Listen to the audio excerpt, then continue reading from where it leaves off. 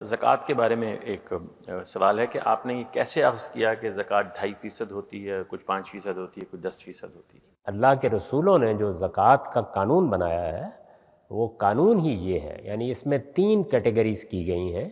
ایک آپ جانتے ہیں کہ مال مویشی لوگ پالتے تھے، ریوڑ ہوتے تھے ان کے بڑے بڑے، بھیڑوں کے، بکریوں کے، گایوں کے، تو اس کے لیے زکوٰۃ کی شرح بالکل الگ ہے۔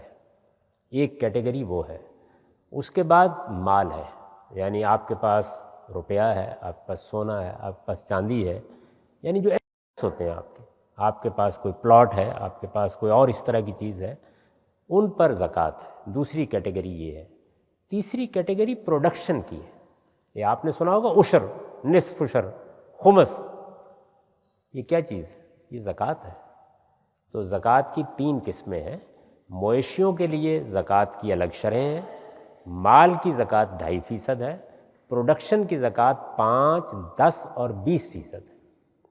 اور اس کا فارمولہ یہ ہے، اور یہ اللہ کے پیغمبروں نے قائم کیا ہے، کہ اگر مال اور محنت دونوں، سرمایہ اور محنت دونوں کے عمل سے پروڈکشن ہو رہی ہے، یعنی آپ کو محنت بھی کرنی پڑتی ہے کھیتی میں اور آپ کو سرمایہ بھی لگانا پڑتا ہے، تو آپ کی پروڈکشن کا 5%۔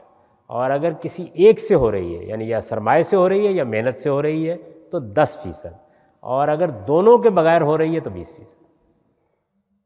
تو 20% کو عربی میں خمس کہتے ہیں، 10% کو عربی میں عشر کہتے ہیں۔ یہ سب زکوٰۃ۔